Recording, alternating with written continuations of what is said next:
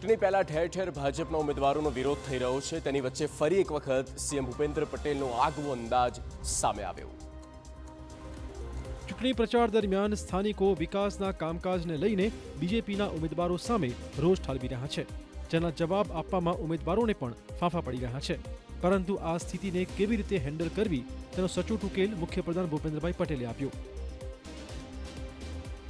વડોદરામાં ઉમેદવારો અને કાર્યકર્તા સાથે વાતચીત કરતા ભૂપેન્દ્રભાઈ પટેલ હળવા અંદાજમાં જોવા મળ્યા। ઉમેદવારો સામેના રોષને સીએમએ હળવાશથી લીધો છે।